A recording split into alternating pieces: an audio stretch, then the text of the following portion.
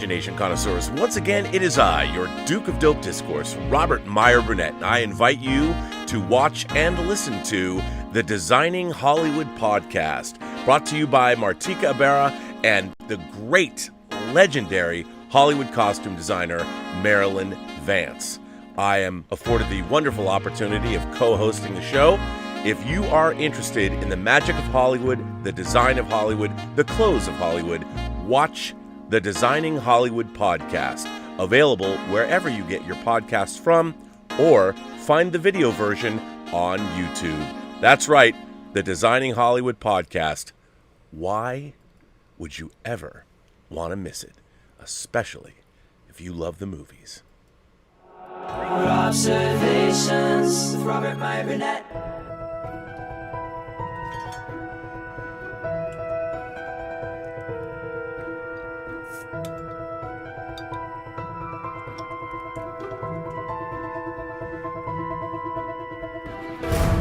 Well, greetings, Imagination Connoisseurs. Once again, it is I, your Duke of Dope Discourse, your master of fun and wonder, your viceroy of verisimilitude, your sommelier of sci-fi and cinema, your evangelist of the imagination, and, of course, the yet undefined, existential Mr. Rogers.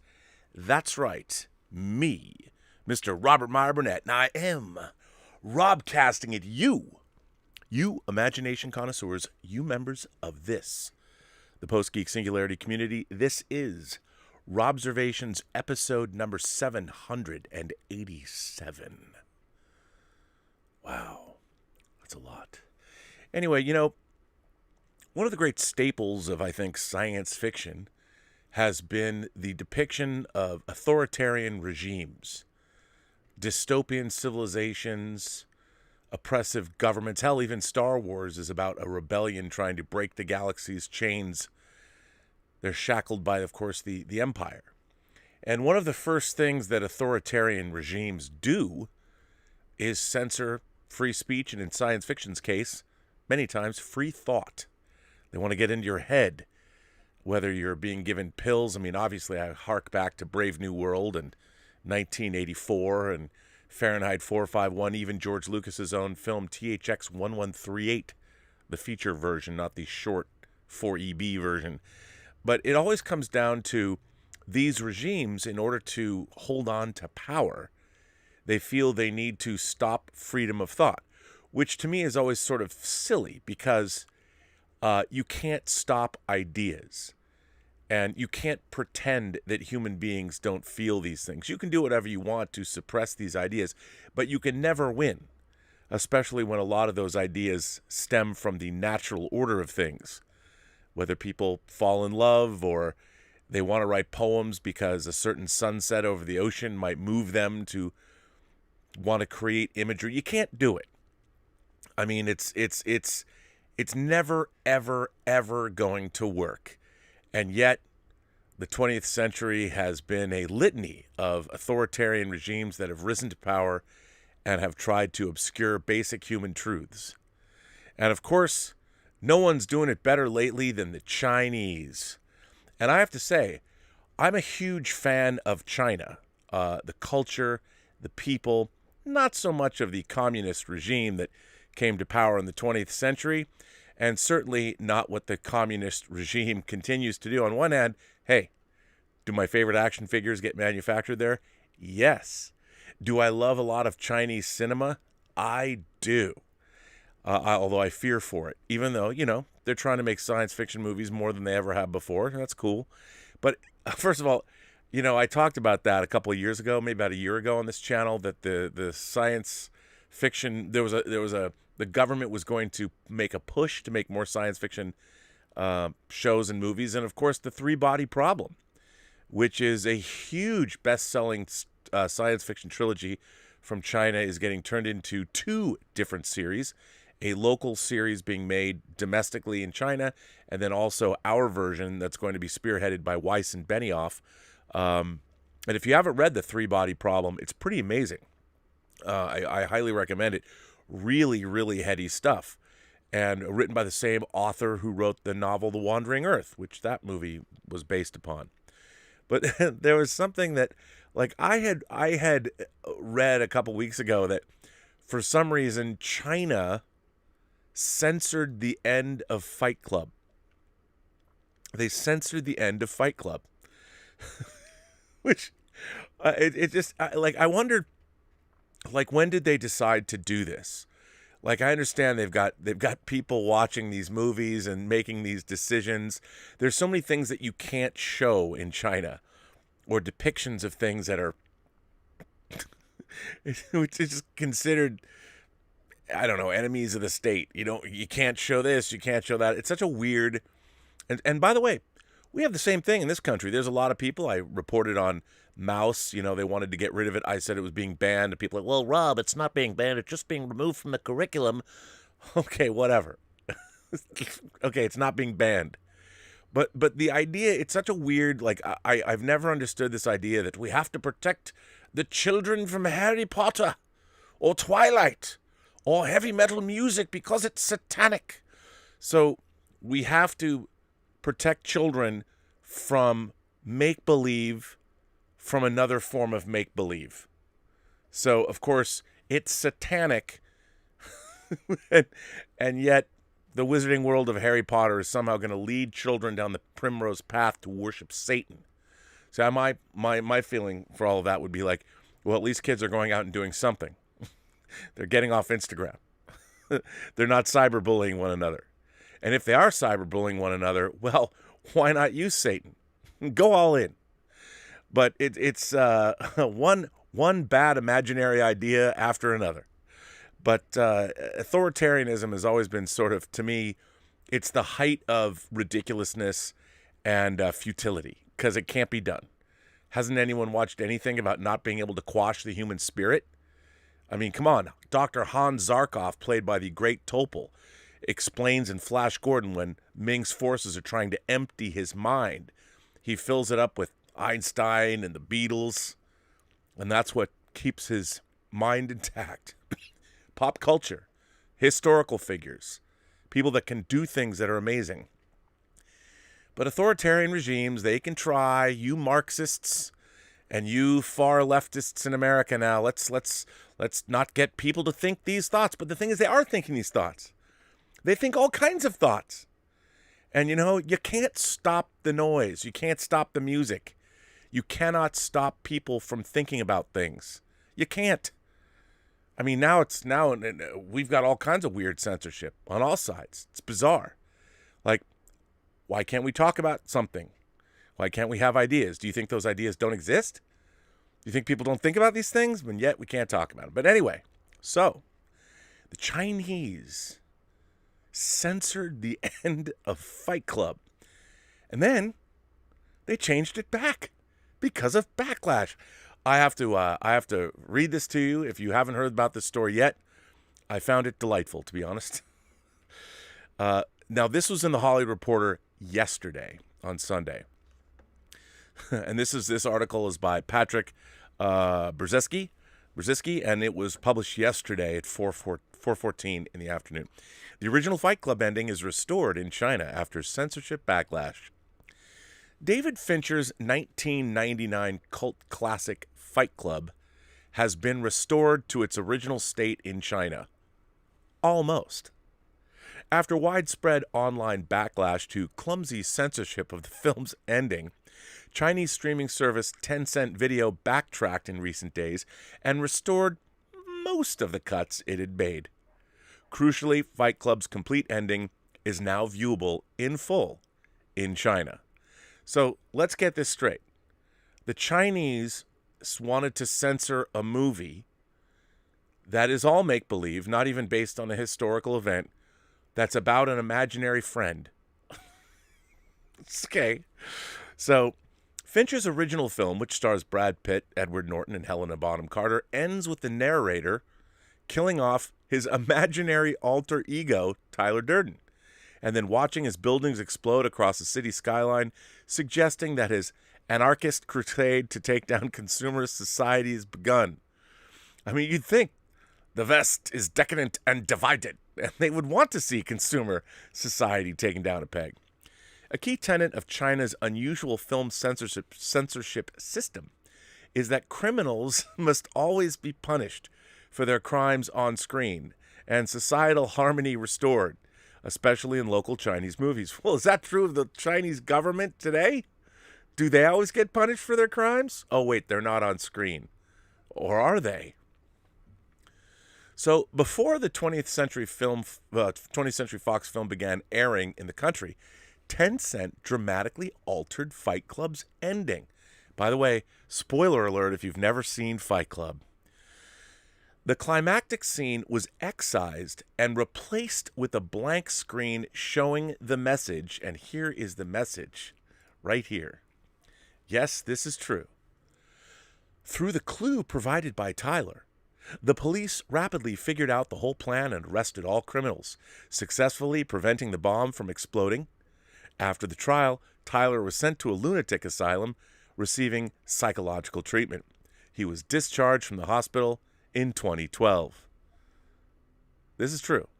This is the actual. This is what the Chinese censors did to the end of Fight Club. That's what they wrote. A text. So, news of the cuts went viral around the world and sparked much debate and embarrassment on Chinese social media about local censorship practices. Yeah, you know what the unfortunate part about this censorship is? It makes the Chinese people look stupid, which they are not. They can handle it. They understand that this was only a movie. And Tyler Durden's make-believe. So the idea that Tyler could provide any evidence to the police at all sort of... Did the censors not get what they were watching? I don't know. Maybe something was lost in translation. Some commentators pointed out that the new ending rendered the film nonsensical, given that Pitt's character was actually just a delusion of the movie's narrator. Chuck Palahniuk, author of the original novel on which Fincher's film was based, joined the fray with the surprising observation that China's ending was actually truer to the original vision of his book. But it would appear that the backlash has been deemed more troublesome than the fictional film's ending, as Tencent has now restored 11 of the 12 minutes it originally cut from the 137-minute movie. The minute still missing is mostly comprised of brief nude sex scenes between I can't even read. The minute still missing is mostly comprised of a brief nude sex scene between Pitt and Bonham Carter's characters, because God knows no one in China has ever had sex before. And we, of course, in the West, we men dream of sleeping with Chinese girls. It's just crazy. The whole thing is nuts. A spokesman at Tencent didn't respond to a request for comment. Why? Because I'm sure whoever did respond to that request would have been disappeared by the authoritarian regime that is afraid that Tyler Durden is a real guy. They're probably afraid of making soap from human fat, but who knows? Maybe they didn't get that far in the movie. Reversals of censorship actions are extremely rare within China's entertainment industry, but cuts to Hollywood movies are not. After 20th Century Fox's Queen biopic, Bohemian Rhapsody, won multiple Oscars in 2018, it was granted a theatrical release in China, but only after all mentions of Freddie Mercury's homosexuality were cut from the film. The movie earned $14 million in China, but human rights groups were vocally critical of Fox for letting Beijing screen the straight-washed version. As if, one, there's no one who's gay in China, and two, that the entire Chinese population had no clue that Freddie Mercury was himself gay. I would dare say he was bisexual and mostly gay. But you think the people in China just, they didn't get that? Are they a little, gosh, those Queen fans were like, I didn't know he was gay. Let's cut it out of the movie because, God forbid, the Chinese are exposed to something like, homosexuality, which occurs only in foreign lands, apparently. Don't understand. Last year, Warner Media's much-anticipated Friends reunion had several scenes cut from its Chinese online release, including a cameo featuring Lady Gaga.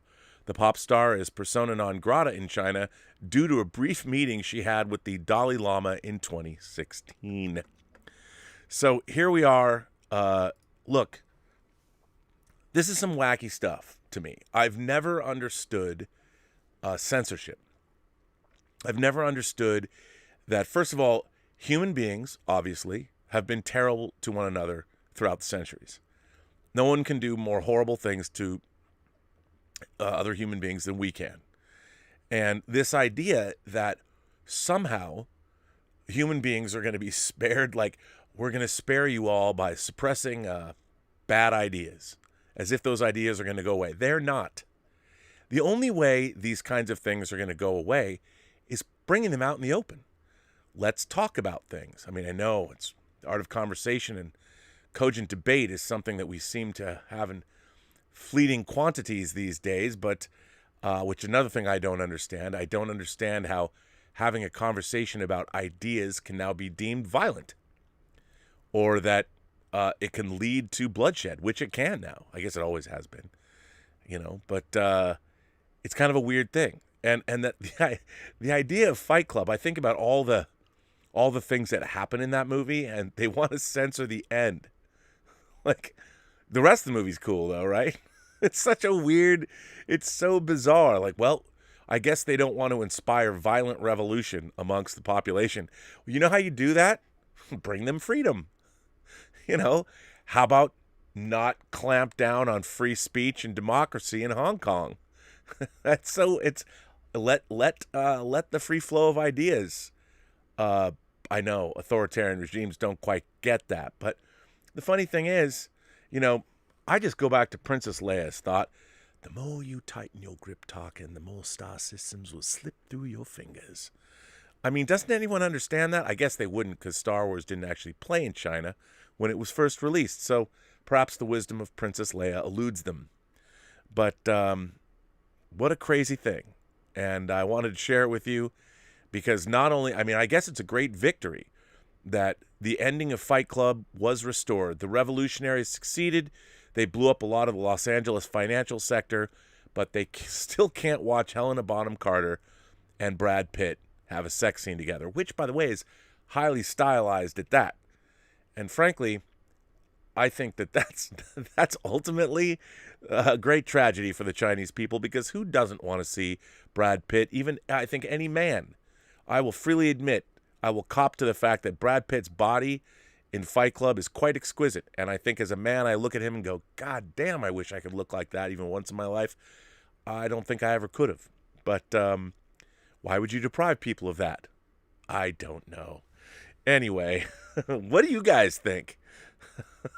Can authoritarian regimes really censor movies like Fight Club? Should they? I don't think so. Anyway, I haven't read any letters in a while. I've got some. Here's a letter from John Webb. Hello, Mr. Burnett. I was brushing crunchy snow off my car today, not disturbing the coating of ice underneath, which was also on the tires and maybe underneath the car for all I know. I was wishing that I could have harnessed the heat that you were given to Paramount CBS products recently. Rob, fucking stop. I say this as someone who agrees with at least 97% of your criticism. The clouds are not listening to your yells, and I don't like all the shouting either. Thinking about other YouTubers who team up and produce hours of chat about the latest episode of Boba Fett or whatever else, I asked Chris Gore in a stream chat, why? Why do people talk for hours over episode 6 of the show that they've said is garbage for the last 5 episodes, and why do people watch? Chris Gore thought it might be a kind of group therapy to recover from the horror of what is being done to characters who they love. I like the idea, but I'm not sure if I buy it. I want to ask you, why do people watch modern interpretations of their favorite characters and stories? And by modern interpretations, I mean, of course, new products produced by unenthusiastic mediocrities in hopes of revenue, not for the love of the characters. 2. How much faithfulness to the original do we actually want? Do we want to see Ant-Man beating his wife, as I understand he did in his old stories? Did we want TNG and subsequent Treks to have no conflicts between humans? 3. How can we overcome the battered fanboy syndrome? Can we stop believing that it's going to get better? Can we stop coming back to give our abusers one more chance? I loved Star Trek and started watching it, I don't know when, before, into, and past puberty. I watched it for Uhura, strong, competent, feminine, and I watched it because I wanted to be Spock. I wasn't happy growing up. Instead of idolizing Captain Kirk, an active, energetic, intelligent hero, I chose to emulate the solitary, logical, self-controlled Vulcan. That was a great choice. But it means now I can watch Star Trek again and really appreciate the production and story more, thanks to Inglorious Trexperts, Robservations, and Enterprise Incidents. And I can really appreciate Bill Shatner. I tried the JJ movies. I enjoyed the call-outs, references, quotations, but not the characters or the stories, especially the new Uhura.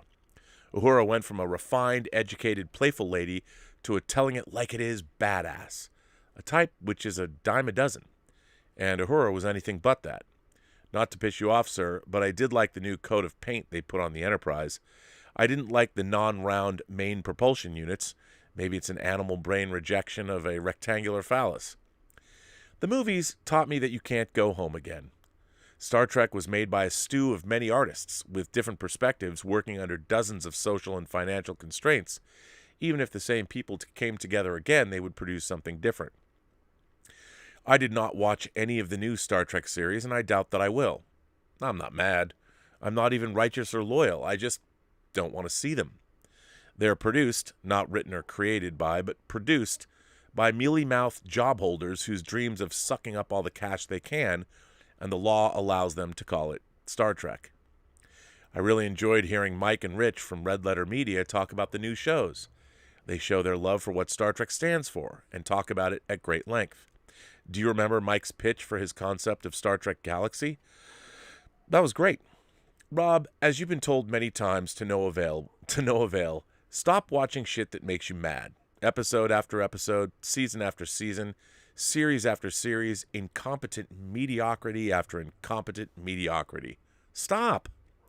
But if you do watch it, please don't drop an angry podcast. Take up boxing or Cobra Kai or some damn thing. I don't have to seek out anger. That is also a dime a dozen. I don't feel I'm missing anything by not seeing new Star Trek. And although I don't like saying it, maybe I haven't missed a lot by not seeing a Spockless Phase 2 or seeing James Kirk talk to John F. Kennedy.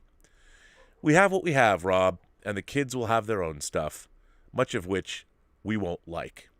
We'll just have to bask in the glow of knowing we're right. John Webb. Well, John, I think that's actually quite a good letter. But you know, people have often asked me, and like you pointed out, the Simpsons meme, shouting at clouds. Here's my problem with modern Star Trek, and this is going to seem a little probably silly and to a lot of people strange to think of it this way, but I see bad Star Trek as a bigger problem in our culture. I think that Star Trek itself, if you look at the original series, I mean, the original series, it's very funny now. Now what I find so fascinating is that a lot of the time people come after me on Twitter, and this happened just the other day, and they'll diss on the original series. And they always throw either "And the Children Shall Lead," Spock's Brain, or Plato's Stepchildren at me, as if this is something new. I've been a Star Trek fan since I was 5 years old. I'm very well aware of the fact that Spock's Brain, Plato's Stepchildren, and the most god-awful "And the Children Shall Lead" are probably the three worst episodes of the original series that were created. I know this. You're not throwing anything in my face that isn't already apparent to anybody who watches Star Trek. But I don't have to defend the original series. History has done that for me. The original series is Star Trek. Everything else is a derivative work. I mean, it doesn't really matter whether you came to Star Trek in The Next Generation, Deep Space Nine, Voyager, Enterprise, Star Trek 09, or all the modern shows that are being put out so quickly. The original Star Trek has already been judged by history and there wouldn't be any other Star Trek unless the original Star Trek was created. So by anyone who wants to throw out Plato's Stepchildren, Spock's Brain, And the Children Shall Lead to me is, I think, by definition, intellectually dishonest. You can pick the worst of anything and say, like, you could go to the greatest, the best produce, whatever farm produces the greatest bananas in the world. And you'll be able to find one banana or two bananas or three bananas or a whole bushel, bundle, what do you call them, of bananas that probably won't be good for whatever reason. But 90% of the other bananas are pretty good or great or the best. It's so silly that people want to throw out like whataboutisms and all this. To me, the thing that I don't like about modern Star Trek is it's not good storytelling. And throughout human history, we have used great stories to convey basic human truths to one another. You know, the cave paintings that told of today's hunt were a way to recreate that hunt and contextualize it in a way that created heroes and triumphs and ways for other people to understand what went on that day, what went through the minds of the people that were hunting the woolly mammoths or whatever they were hunting, the saber-toothed tigers. And the thing that I can't stand is what is happening, and what has been happening over the last decade, is that our stories are becoming less and less truthful. And I see it across the board. And, you know, corporations are no longer concerned with selling great tales. I mean, if you look at the movies, I always have this conversation again with John Campea. Is there objectively great storytelling? Well, I think there are. I think there is. Now, whether you like a story or not does not make that story less objectively great. And people will say, well, Rob, you have to have some kind of an indication of what makes a great story. Well, I think history has a lot to do with it. You know, and we've talked about this before on the show. I've talked about it, and people always come back to me, and it's everyone has different tastes, and people don't have to like stories. But I think that the Star Trek that is being made now is not being made by people that are trying to tell us great stories. They're trying to tell us stories they think we're supposed to hear and understand. I think great stories are self-evident. When you have writers that are like, let me tell you how you should think by telling you a story that shows you, well, see this, you need to think this way. The people that are making modern Star Trek are even saying that. They've come out and they said, we're using our platform to give you a message, as if their message is any more valid than somebody else's simply because they're working on Star Trek. The reason that Star Trek became popular is because I think, personally, that there are human truths like, hey, it's just better if human beings are nicer to one another than if we're not. Our civilization advances further. When you say have 10 people and you have to survive a harsh winter, it's better if those 10 people can get along and everybody can contribute to the betterment of the tribe. However you want to couch that in a story, I think that's the lesson that we have to learn. You know, I don't think it is a basic human truth that we allow other people to define how we're allowed to use language. I think that those truths are self-evident. They will eventually take care of themselves, but now we're all about policing how other people should speak. And I think ultimately that's wrong. I also think it's better to be nicer and politer, more polite to people.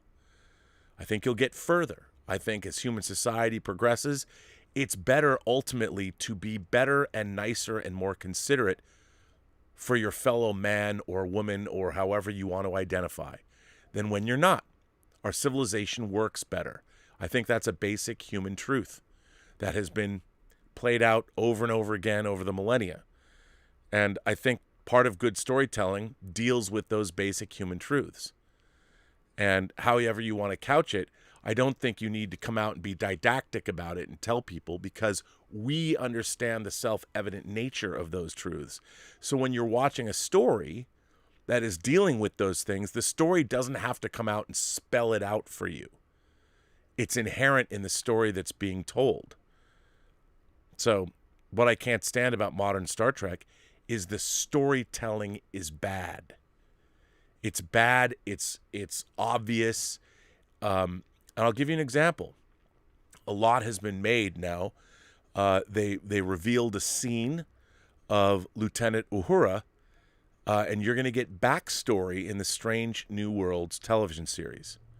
Well, there's been many articles written about how all the modern characters in Star Trek have tragic backstories. And now Lieutenant Uhura, her parents were killed. Her family was killed.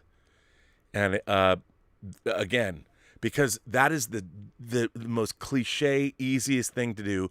My parents were killed, so this, and this. No one can, these writers don't know how to tell a story where they can't give a character a non-tragic backstory. Not everyone has had tragic backstories. Not everyone has to come from trauma. That is the most cliched kind of writing today, because nobody knows what it's like. If you're living in a utopian civilization 300 years hence, what you need is a great storyteller to understand, well, what would life be like then? You know, do you have to always come from a tragic backstory? Now Uhura's family was killed, and she doesn't really know if she wants to stay in Starfleet. Of course, because that's all these writers today know how to do.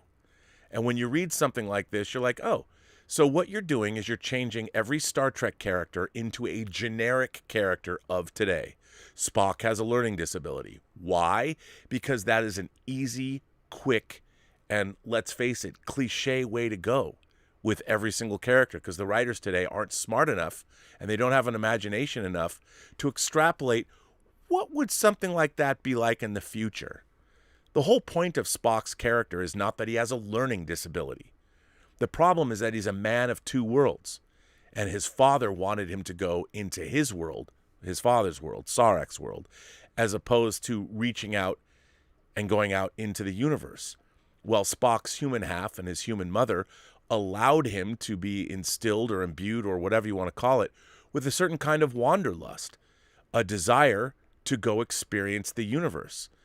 And it wasn't necessarily an emotional choice, but as a Vulcan who appreciates science. As a matter of fact, I would think that the ultimate example of being a Vulcan would want to go out and explore the universe. So in a way, Spock's problem is not that he had a learning disability. Spock's problem was that he defied his father. And that is much more of a universal trait. You don't ever have to necessarily, I think a lot more people have defied what their parents wanted for them than had to have their parents die to give them a reason to do whatever they're going to do. And what have they done? Of course, because of Kiva Goldsman, well, let's take the easy way out. And now we're going to get some kind of there's literally a character on the Enterprise, a Noonien Singh character, who also apparently, there's two Noonien Singh characters. There's two somehow descendants of Khan, or involved with the original Enterprise, where Spock and Uhura and everybody was before. So, yeah, because why? Because in 40 years, everyone who's been working on Star Trek, who's taken over, can't get away from the idea of Wrath of Khan. But anyway, why does it bother me? Get back to what John Webb's point was. Star Trek has been with me my whole life. I've watched it live and grow and change throughout literally the entire time I've been alive on this planet. I can't not be interested in Star Trek. I can walk away. It doesn't bother me very much. I don't really pay much attention. Star Trek Prodigy's fine. Star Trek Lower Decks, whatever. But to me, that's sort of the last phase of a franchise. There's no real interest in pushing the boundaries of what Star Trek could be. It's not good science fiction. It's not good character development. It's not even good television these days. In fact, I watched the full season of Jack Reacher, based, again, a literary adaptation of Lee Child's novels. And it was way more entertaining and engrossing than anything that we've been given as far as Star Trek is concerned since 2017. It bothers me. Star Trek deserves better. A lot of these franchises deserve better. And it's shocking to me that the custodians of these franchises don't necessarily care what the stories are. They just need more of that thing. So if Viacom CBS wants to sell, they're like, look at all the Star Trek we've made. Hopefully it'll bolster their share price. Frankly, I don't think modern Star Trek's worth very much. But if there's a lot of Star Trek, it just becomes bundled together, kind of like a bad subprime mortgage that was put into a tranche that destroyed the economy in 2008. Very Big Short-like. It's a really dumb strategy, but whatever. But it's a good letter, John Webb. Thanks for writing in. Omar94 writes in and says, "Hi, Rob, moderators and the Post-Geek Singularity. When we watch movies, we will typically just watch movies from the genres we like, such as science fiction, fantasy, comedy, etc. I don't know if that's true. I watch movies from all over the world. I don't care what genre they're in. In my case, I will take a chance on any genre to see how each movie is. With that, I will occasionally find a movie I like in genres I don't typically go out of my way to watch. That's the case when I watch sports and horror movies. I have nothing against those two genres, but they're not movies I typically go out of my way to see, the way I would for an adventure movie or an action movie or something like that. With sports, there's the occasional sports movie I like, such as Rocky or Field of Dreams, but it's not a genre I will go out of my way to check out. Horror is like that as well, as I don't really go out of my way to watch a horror movie, but there's the occasional horror movie such as Psycho, Jaws, The Omen, Alien, and Evil Dead 1 and 2. That's just me, where I'll find a movie I like every once in a while from a genre I don't typically go out of my way to see. Thanks, and live long and prosper." Well, I think, Omar, that's probably true of everyone.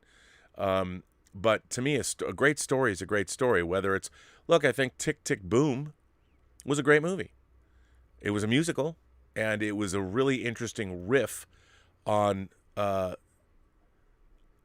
creator, our character, at his own show, Tick, Tick, Boom, that was a real rock monologue, sort of a musical theatrical monologue that was actually, the whole movie's a riff on the creation of that after a failed attempt to create something else. And even though it's it uses that original Tick, Tick, Boom show as a basis, it becomes something much greater than the sum of its parts. And I thought that was really terrific. I used to think that I didn't like musicals, but that was only because I hadn't watched many musicals. And the more I watched them, the more I liked them. So there you go. What do you guys think? Amelia Hansen says, "I wanted to talk about reality versus fiction in pop culture such as movies. I know my letters can get a bit weird. I'm a weird person. Laugh out loud." Yes, because everyone here, including your humble narrator and host, is a paragon of normality. I think that it's good of people to point out mistakes movies make when they portray something that is real. It's easy to get caught up in a piece of fiction and believe it. However, of course, a movie is never a documentary. It's never real. The purpose of the movie is not to depict reality. It never will be. Even if it touches on politics, or even if it's trying to be as realistic as possible, the purpose is to tell a story, not inform people. It's easy to complain about movies not being scientifically accurate, but would the same person who complains be able to make a movie more successful? Even if a movie is fake, I still think it can be relevant as long as people are aware that they're never 100% factual or accurate.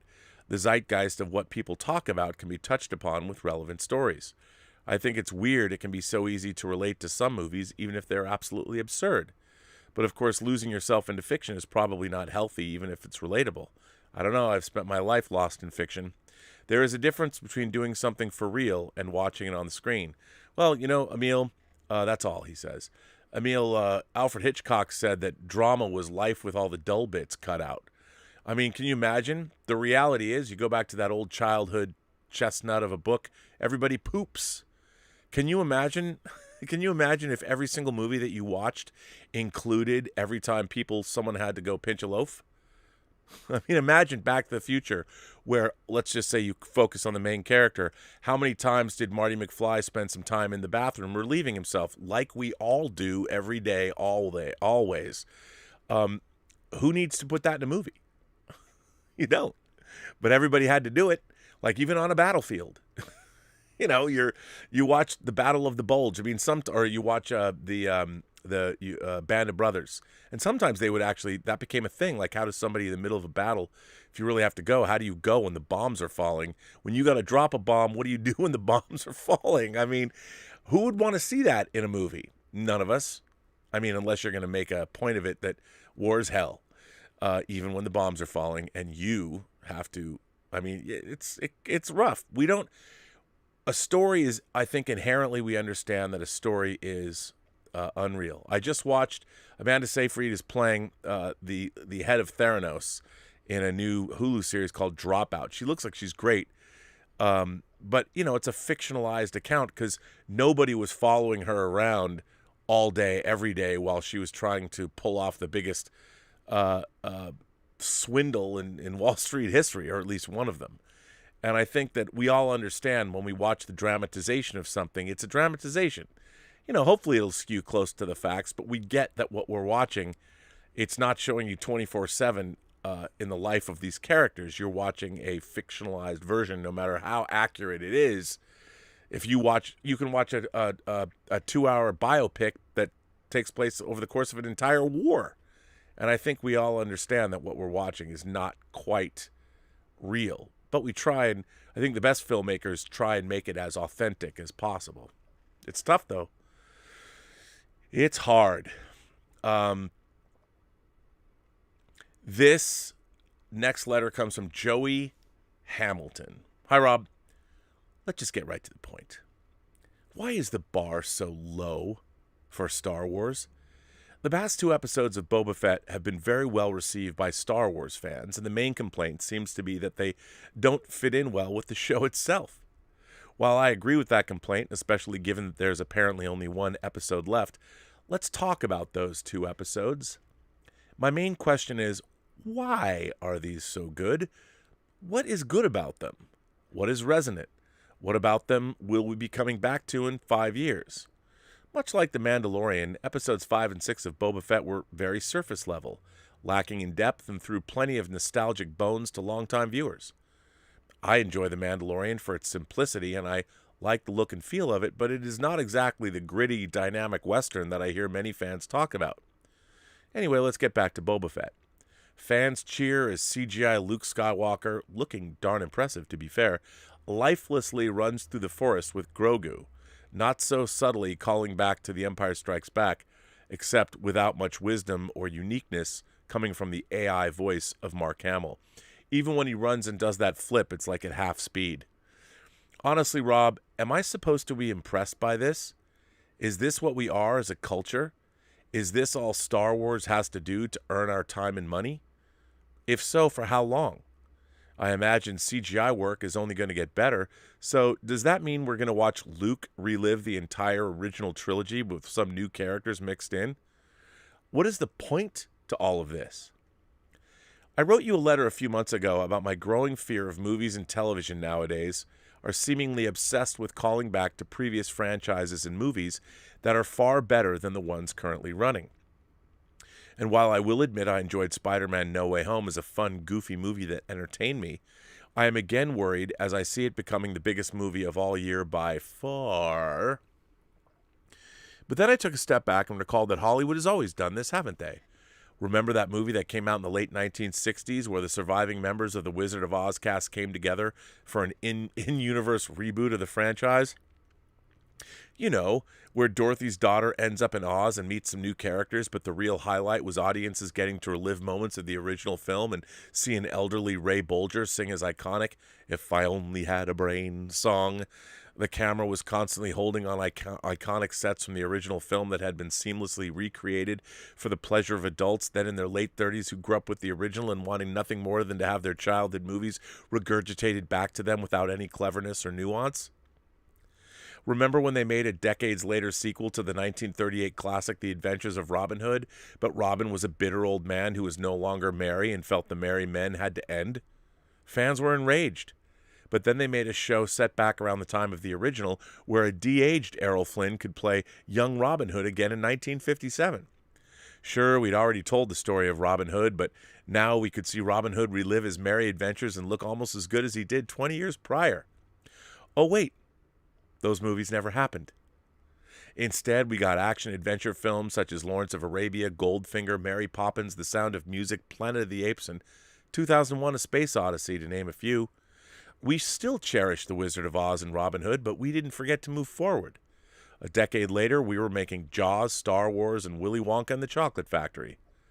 Is The Mandalorian a step above the sequel trilogy? Yes. Is it particularly deep or moving? No, not really. I wouldn't mind it as a mostly for kids live-action cartoon that played as a bonus while we're getting great Star Wars films released in theaters, but that's not what we're getting.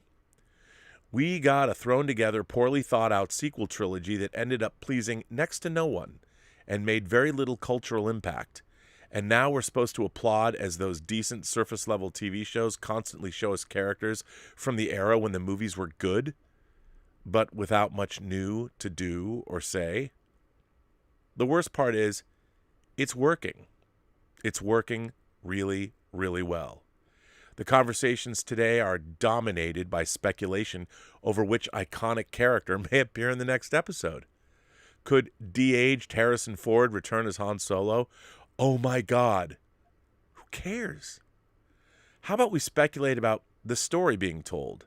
How about we're on the edge of our seats at the big reveals that actually mean something to the characters in the show? Not the big reveal that Mace Windu is making a secret cameo in Mandalorian Season 3. While I could go on for much longer with the problems with the Book of Boba Fett, I wanted to get this specific point out and hear your thoughts. Thanks, Rob. That from Joey. I don't disagree with you at all. I'm baffled by all of this because it was not the world that I grew up in. Even The Empire Strikes Back was an extension. It took everything we saw in Star Wars, added, plussed it, deepened it, made it richer and more resonant, and it left us with a cliffhanger. Everything about The Empire Strikes Back was sort of unexpected. And then you get Return of the Jedi, which is essentially a rehash. While I do like the rescue of Han Solo with its swashbuckling nature, and I do like the confrontation between the Emperor and Vader and Luke, the rest of the movie I could take it or leave it. There's not much between those things that are even worth watching. And I think, in the 80s, when a lot of the great movies there was some great movies in the 80s. You look at movies like Back to the Future, one of the great scripts ever written, such a tight story. And nowadays, what has happened, remember, what has happened is the corporate interests have taken over. And I have nothing against corporations, but corporations and storytelling, corporations exist to make money and to create products that the most amount of people need so they can make the most amount of money, so the public that owns and the people that own their shares will get rich. The problem is that is not conducive to good storytelling. What you want to do is you want to give people the greatest common denominator, the easiest stories to digest. And I think that's what we're getting. I mean, to be honest, as much as I enjoy watching, say, The Mandalorian, and as much as I enjoy watching Book of Boba Fett, I don't think they're particularly good. And, when Luke shows up, I don't feel anything because it's not really Luke. It's a CG representation of Luke that they've put in a show. And it's knowing that it's not even Mark Hamill doing the voice anymore because his voice has changed, obviously. I can't buy into it. I can't suspend my disbelief. I feel, in a way, like I enjoyed reading Star Wars comics. I understood what medium they were in. But I feel that the writing in Book of Boba Fett especially, when you watch something like, and people always ask, Rob, why does the Book of Boba Fett have to be written the same way that, say, Ozark is? And I'm like, because that's what kind of a story we all actually want to see. We want to see Breaking Bad in the Star Wars universe. We want to see a show that is that engrossing with those kinds of personal stakes. Now, Disney won't do it because Disney as a company would never allow Star Wars to descend. And I'm not talking about somebody starting to cook up meth or drugs or whatever. What I am talking about is having these serious stakes. People are like, well, Rob, Star Wars is just a fantasy. No, we all want a Star Wars show that's like Breaking Bad or that's like Ozark or that's like the fucking Godfather. We want that. That's what we want. And you know what? We'll take any shred of that, any little shred of it that we can think, oh, look at how cool and serious this is going to get. I mean, wouldn't it be cool just take everything that we've seen in The Mandalorian, but give it the level of writing that The Godfather has? Then you would really have something. That's what we all really want. If you had something like that, people would be, or even The Queen's Gambit. And when I say, well, Rob, I mean, I'm not talking about you're going to tell a story about a chess player in the Star Wars universe, but we want writing that's that resonant and just that good. The writing we're getting in all of our fantasy now, especially legacy fantasy, is not good. It's not good. It's not in depth. A lot of it's just rehashing things. And when they're not rehashing things from previous movies, they're rehashing stories from other movies. Whether it's Dances with Wolves, whether it's another Kurosawa movie, whether it's The Man with No Name, you can just pick out all the different references that these movies used to have. Star Wars, the original Star Wars and Empire, were redolent of other things, but they were also their own heady, frothy mix of something new. In my mind, there are really only two good Star Wars movies. There's Star Wars and there's Empire. You know, even Rogue One, as much as I might enjoy it, doesn't do a very good job of telling the story that ties in why does the Rebel block, why does the Tantive 4 go off to go look for Ben Kenobi? That's not mentioned any. Why don't they go back and go somewhere and transmit their material? Why the roundabout way? I still don't. I've watched Rogue One 5 or 6 times. I still don't understand why they run off to Tatooine. I just don't get it. You got what you need. Go back and report it back to the Rebel base. I know they don't want to lead Rebels there, but if the Rebel base is already hidden, they don't know where the blockade runner is going to go. Why do the roundabout way? It doesn't make any sense to me. Anyway, there are 2 great Star Wars movies in my mind. There's 2 great pieces of Star Wars entertainment: Star Wars and Empire Strikes Back. That's it. The prequel trilogy, I appreciate it because it was made by George Lucas, but those are bad movies that have good Star Wars things in them. But it's shocking to me because George Lucas, it just proved I love George Lucas, but he's so removed from mankind. When you watch the prequel trilogy, the problem with those movies is not one humanoid character acts or speaks like an actual person. They speak like automatons, or they speak like characters in George Lucas's brain that he forgot how to live in the real world because he couldn't live in the real world after making Star Wars. He couldn't go anywhere. And, we delude ourselves.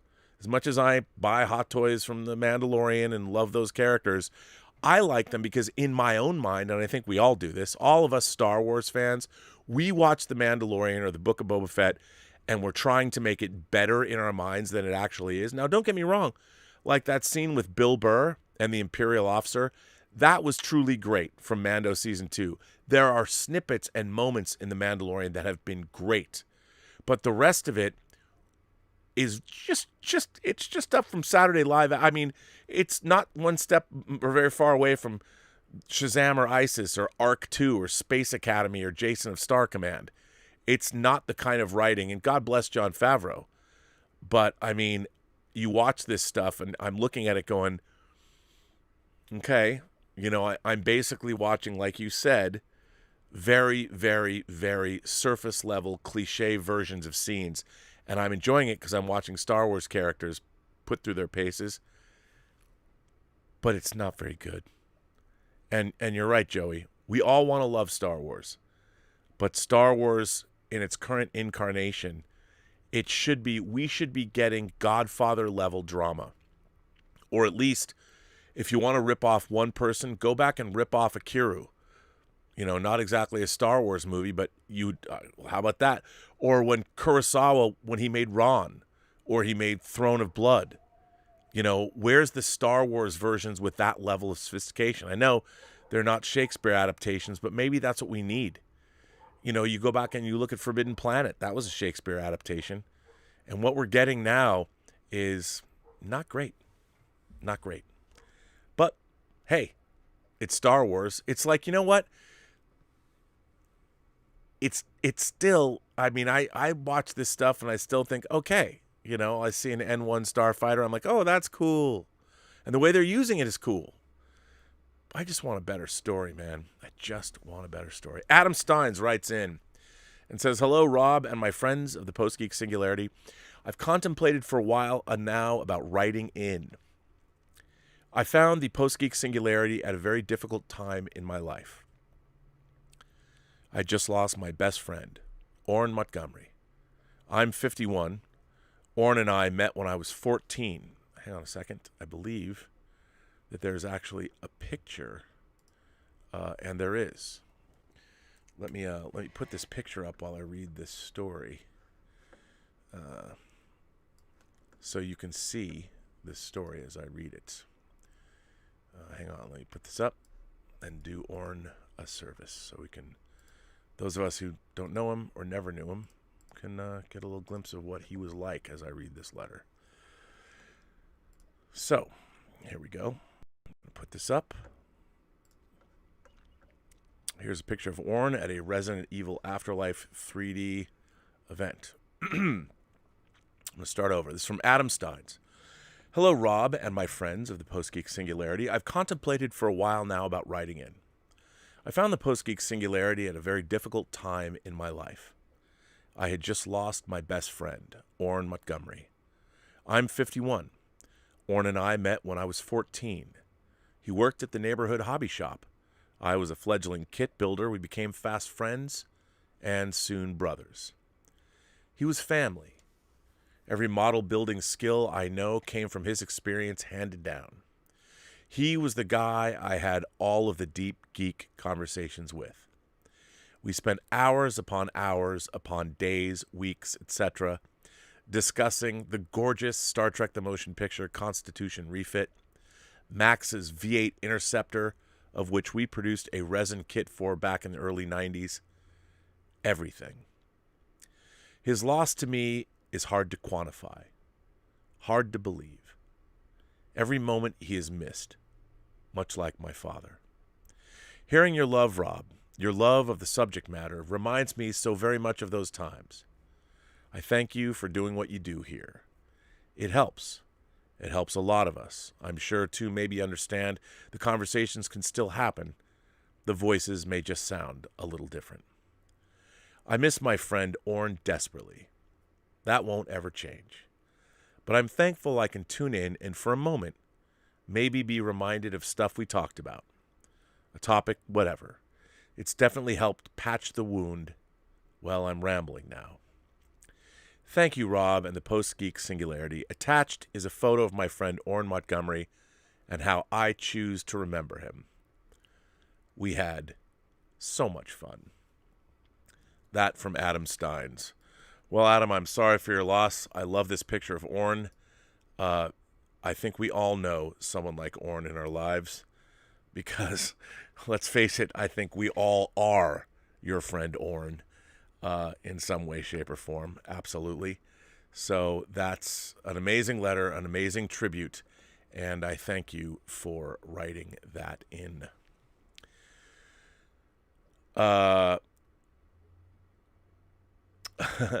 This next letter comes in from Brian Knight. Robert, after watching your current Let's Get Physical media on February 6th, I now know what you will do to buy your Hot Toys action figures. I also know your priorities in life. Hot Toys action figures, food, housing, and functioning cars. Brian, well, I'm glad you know. It's been an odd life I've led, but hey, it's led me to here. This next letter comes from Stubble McShave. Hello, Stubble. By the way, that was a bad joke you made on the John Cappy show today. Just want to say that. Hi, Rob. A movie is part character, story, and spectacle. The spectacle attracts the audience to the movie. The story captivates the audience, and the characters are what you remember many years later if they're well crafted and acted. The screenplay has a large part to play for the story and the characters, whereas the spectacle can only be hinted at in the screenplay. I'm not someone who's trying to write screenplays, but I've noticed several letters and super chats over the years where people are talking about writing their screenplays, and this has made me come up with 5 tips and advice for those writing them, even if I talk from a point of ignorance. These points are not about the details of the screenplay, but rather what steps you should take to be successful. I would like to hear your thoughts on this, and if you would add some pointers that I may have missed. This is interesting. Number 1, don't ever write a screenplay for an established movie franchise. If you're writing a Batman or a Star Wars screenplay, it can never, ever be more than fan fiction. It is the equivalent of writing a horror thriller story and sending it to Stephen King so that he can publish it under his name and you'll split the money. It will never happen. If you write a screenplay for an established franchise, you should look at it as training in writing screenplays because it will never get picked up by a studio. Stubble, truer words were never spoken. You are absolutely correct. Never, ever. Now, I would say this. There is a caveat to that. There's a caveat to that because television writers know that one of the things that gets you noticed is if you've written a spec script for an existing television show. So, meaning, let's say you're a Nathan Fillion fan and you've written a script for The Rookie. Now, you might not actually be working on The Rookie, but the thing is, if people, showrunners from various television shows, they know The Rookie. They know what kind of a show it is, what kind of stories that are being told on that show. And if you write a Rookie spec and it's good, that becomes a writing sample that you can use to get into writing television.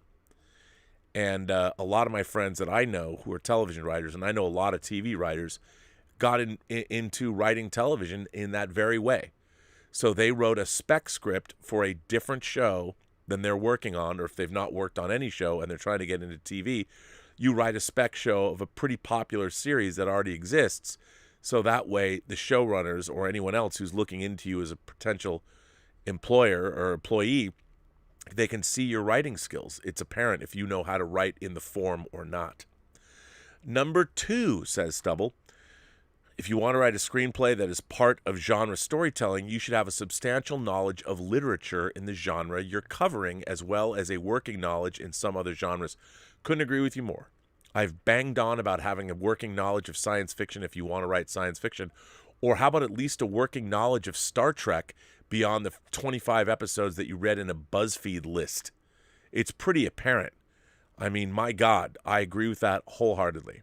Watch a lot of movies from all types of genres and analyze what it is about writing that makes you like them. I agree with that too. You can't write movies if you don't watch movies. You don't understand the form. And, there's a lot of screenplay books that are good, whether it's Blake Snyder's Save the Cat or Sid Field's books or any of those. They're helpful, but they're not always the end-all, be-all, but they're helpful. 4. Oh, and this is great advice. Read at least 15 scripts from movies you really like from different genres. Watch those movies in concert with reading the scripts and see how a script gets translated onto the screen. I couldn't agree with you more with that one. You have to do that. And writing or reading scripts from your favorite movies it's the most helpful thing in the world, especially if you want to become a writer. I constantly am going back and reading my favorite scripts. I have a folder on my computer, on my desktop, actually, that I can find scripts for, find screenplays for. Number 5, my final advice is to take 5 of those 15 scripts and transcribe them. Ooh, just write down the words on the page yourself. Writing something down is a different way of learning a thing. It activates another part of the brain, and you get a sense of what feels right when you're writing your own screenplay later on. I actually agree with that. I think that's absolutely correct. I think that is helpful. It's always helpful to I find that even when on stuff I've written myself, when I go back, I have rewritten entire pages just to rewrite them again. I've done that same thing with my own work. I've never done it with someone else's work, but I imagine it would be completely helpful. I totally agree with that. These are all great pieces of advice, especially for someone who's never written a screenplay before. But Stubble, you know your stories. You know storytelling, so it doesn't surprise me that you come up with those ideas. I think they're all good. They're all good. Rob, do you agree with my points and the steps to take in writing your first scripts? I do. Even if one is serious about it as a career, I do. I think that's good. Is there anything you would add? Well, I'll tell you something else. Reading your script aloud, especially dialogue, is really, really helpful. And acting it out.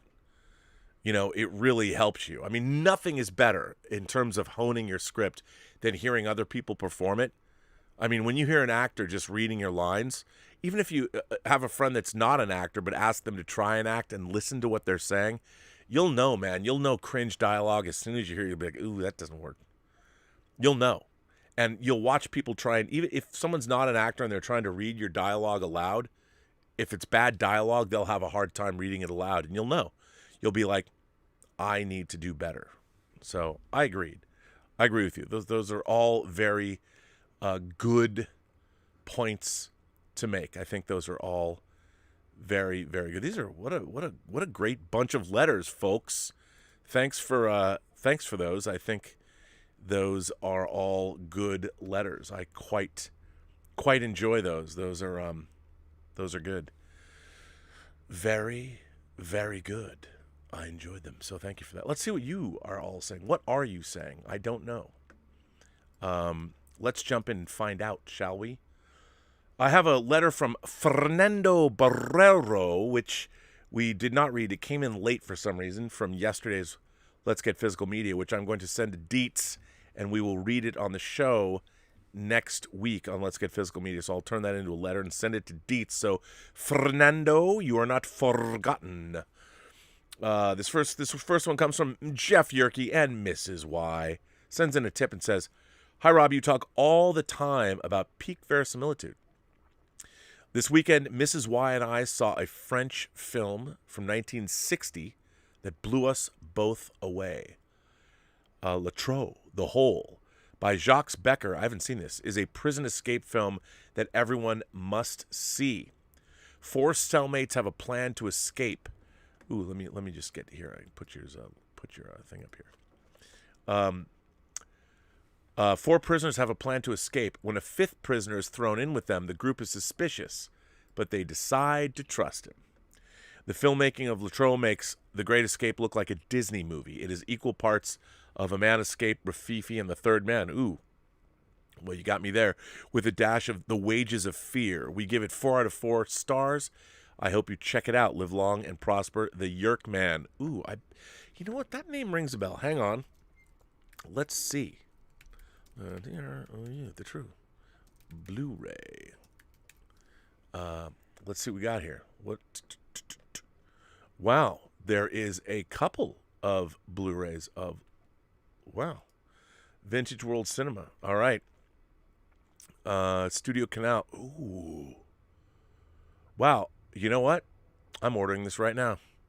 Just because you brought it up. There it is. Temporarily out of stock. Oh, man. Let's try Amazon France. We'll see, because I'm going to buy it right now. Let's see. And we shall see. Boy, if it's out of stock. Blu-ray. There it is. Ooh, there's a couple of versions, but I'm going to get this. Ooh, it's in, and it's not very expensive either.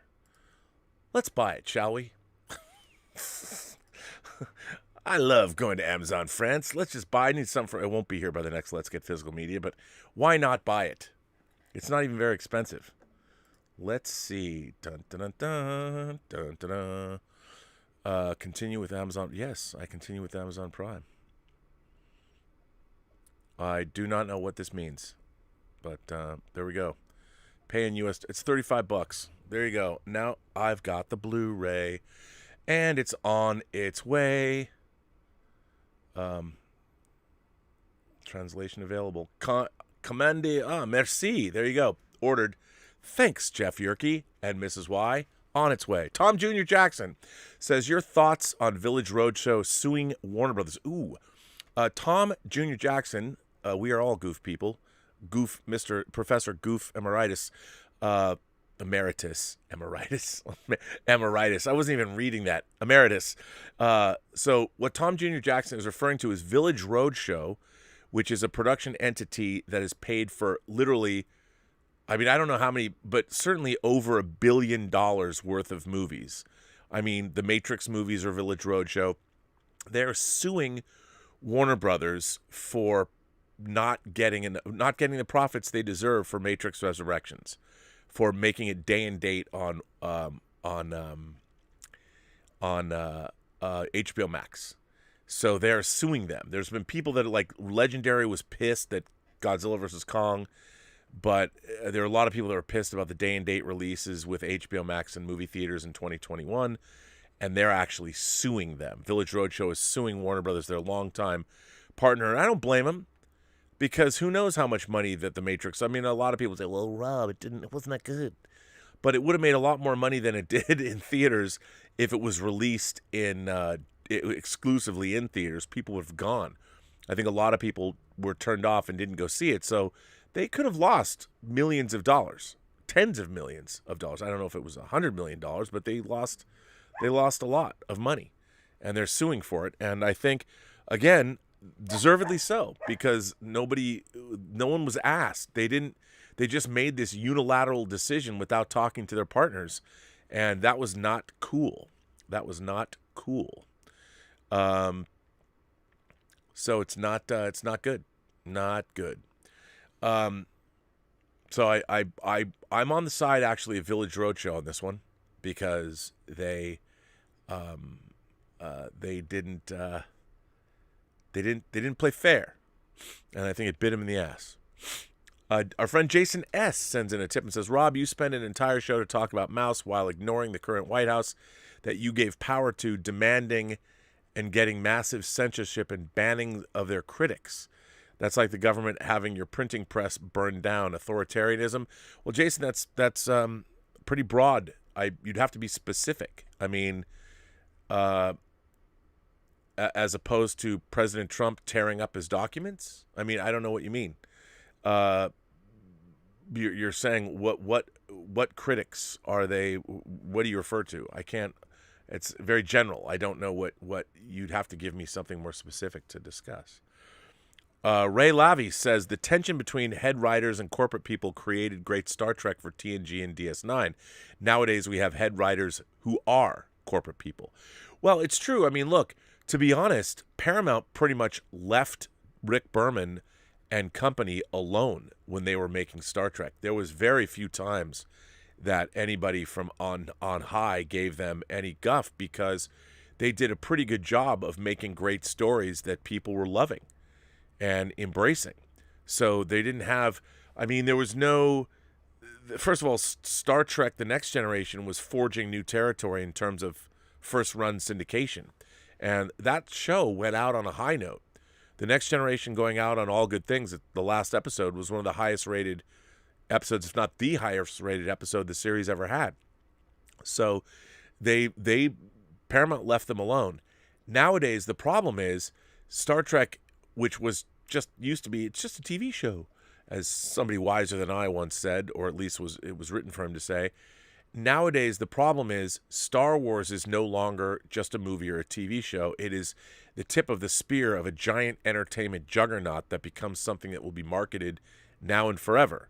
I mean, remember, the reason they can't do a Mandalorian or a Boba Fett show like a Breaking Bad is because they want to be able to put Boba Fett in Disneyland. You know, they want to be able to sell Boba Fett toys to kids. And unfortunately, that makes it so immediately the storytelling, I would love to see a Throne of Blood version of Star Wars, but they won't do that because that is not for kids anymore. It's not kid friendly. And the thing is, we kind of know all this in our minds, but we go with it anyway. Like, oh, look, there's something we recognize. But unfortunately, and it's really too bad, because the Star Wars saga would really lend itself well. I would love to see, if only like a Dark Knight version of what Warner Brothers did with Batman and what they seem to be doing with The Batman. I would like to see a PG-13 level of Star Wars. And somebody would say, well, we're kind of getting that with the Tuscans being slaughtered. But, I mean, yeah, I suppose so. But the rest of it's goofy. Even The Mandalorian, between all the great stuff in it, there's a lot of goofy in it too. I don't want goofy. Star Wars and Empire are not goofy. The humor in Star Wars was character-based. And it got goofy in Jedi. And that's a problem. But you're not wrong, though. We now have head writers who are corporate people. MCP Scotty, how are you? I think Star Wars fans are enjoying the new shows because they are fun. Star Wars hasn't been fun since Rogue One. Was Rogue One fun? I think it was fun to watch in a great space battle, but everyone dies in the end. They're kind of fun. My problem is they're wildly tonally inconsistent. They're all over the place. And I feel that what I don't like about the shows is they're jerking me to and from. And when I do, look, watching Luke train Grogu was a really, it felt like an infantilized version of the training from Empire Strikes Back. I didn't buy it. I'm watching it. I understand what's going on. I'm like, oh, it's a generic training sequence. So I overlooked the cringe dialogue and the whole sequence of what's going on. I mean, it was fine. And I smiled at the whole idea of, well, Luke's trying to train Grogu. And, I thought the wittiest thing was him making Grogu rise up so he could move him along further along. That was the one thing I thought, that's clever. But the rest of it, I'm like, all right, okay. The Nerdporial Life Form says, I can't wait for some Trek called The Orville in June. Yep, but even The Orville, the clip they showed, the opening sequence, the big battle, pretty impressive battle, but I'm like, okay, I'll wait and see. I mean, I like The Orville, but we'll see where that goes. Ziggy says, I'd rather play Starfleet Battles than watch new Star Trek. Well, it's interesting because, okay, for those of you who don't know, Starfleet Battles was a Starship combat strategy game that there were very cool miniatures for it, and I think I had every one of them. They were both plastic and lead miniature ships, and they did a pretty good job. It was great because they had the Kzinti, they had the Tholians, they had different races, and it was pretty strategic. And it was literally about starship combat, and you dealt with engines and power and shields and all these things. And it was really good. I really enjoyed Starfleet Battles. I thought it was a really, really well done game. And then that gave way to the Star Trek role-playing game that was put out by FASA. But I really loved Starfleet Battles. I thought it was fun. I just couldn't find, I think I had one friend that would play it with me. But I would buy everything that they put out for it. I mean, how many, and they made all the Franz Joseph starships from the technical manual too, like the Dreadnought. That was the first time I had a little Dreadnought model. It was great. I like that. I like those things. Darth Plato, who's been a member of this channel, he's a PGS VIP. Darth Plato says, Vader and Fett had toys up to now. Is your or Disney's issue that Fett has a title lead should be reformed? I guess Disney really is using the Hays Code. Let Fett be Fett, for goodness sakes. Well, that's what I agree with. Like, well, we have to have a redemption arc. Why? Why can't Fett be a guy who realizes the galaxy is a brutal place? He watched his father. He held his father's head in his own hands as a kid. He's watched the rise of the Empire take over and Order 66 and the Jedi slaughtered. Why can't he be a guy like, why does he have to be a reformed? I'm going to find religion. I mean, you could do that, but if you're going to do that, if you're going to look at a movie to rip off and you want somebody, I mean, I'd look at Roland Joffe's The Mission, even though that's not I shouldn't say that because it's not the greatest movie in the world, but look at Robert De Niro's transformation in The Mission. Make it more like that. Maybe Fett was like a brutal gun mercenary for hire who didn't care about anybody or anything, but then have him have a change of heart, but make it something where it's fucking brutal. I mean, now the Star Wars universe just seems far less dangerous than it did. And I know, Rob, what about Cad Bane gunning down Cobb Vanth? I mean, I know, but that's Cowboys and Indians 101. I want to see something more. Give me something more on an intellectual basis. And it seems strange coming from Star Wars, but The Empire Strikes Back, while it's escapist fantasy, it's still got some very interesting things in it. So I think that's what we all want. We're all waiting.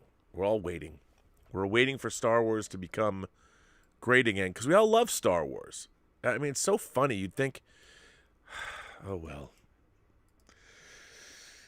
On that note, Robservations, episode number 787. I mean, I can't believe it. We're probably gonna get maybe to the 800th episode. The Nerdporial Lifeform says, have you seen Lady Snowblood, Rob? Come on.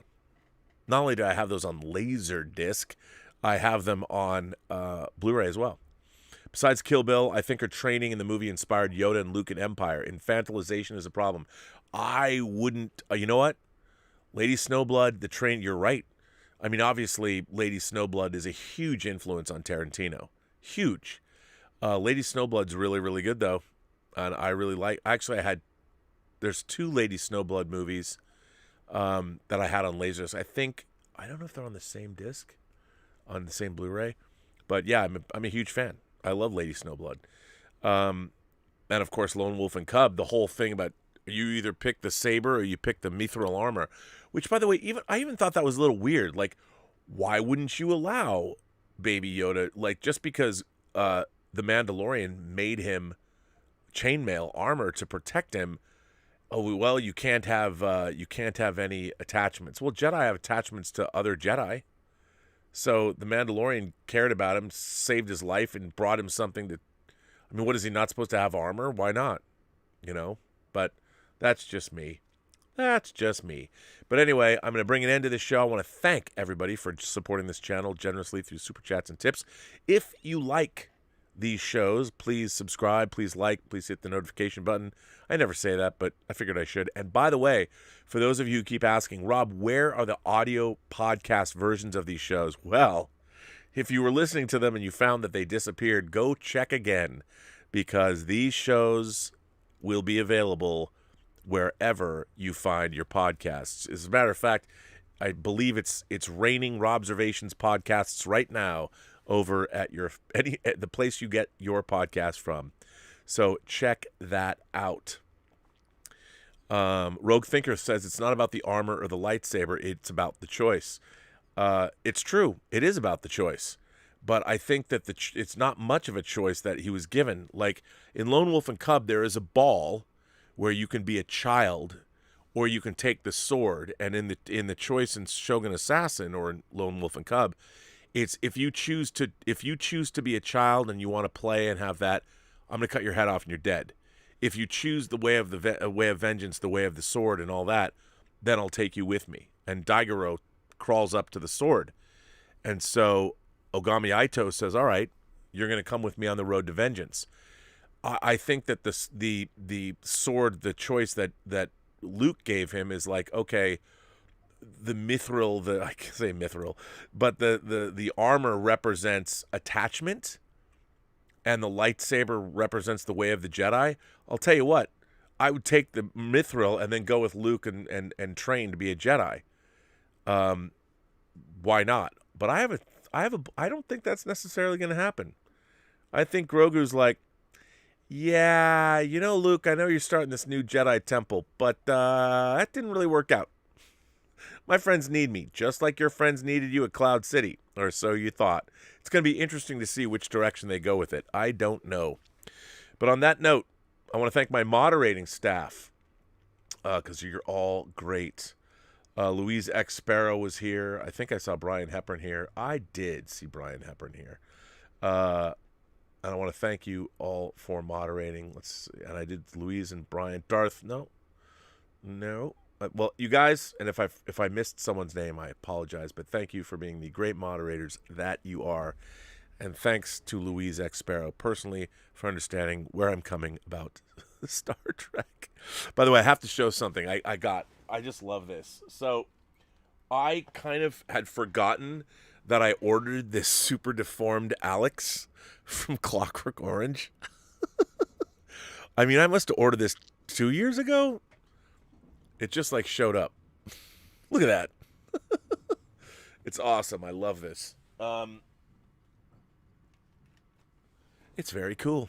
Anyway, on that note, I'd like to say, remember, every person you meet has a story to tell that you have yet to hear. And all you have to do is listen. And with that, I would say you'll see me back on the John Campea Show tomorrow. Tomorrow's a long day on the John Campea Show. We're going to do our first episode of Movie Club, where we're going to be talking about Gladiator starting at 4 o'clock tomorrow afternoon. I'll probably come home. I don't know, because I have to do, a letterbox or a mailbag tomorrow. I don't know if I'll be coming back here tomorrow yet, but we're in the process of moving, and we won't bring it back whining about movies until the move is actually completed. but the move is going to be happening sooner rather than later.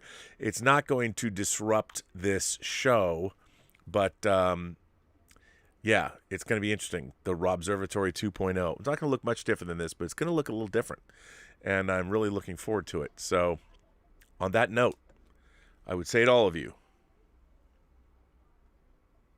have a better day. And I mean that.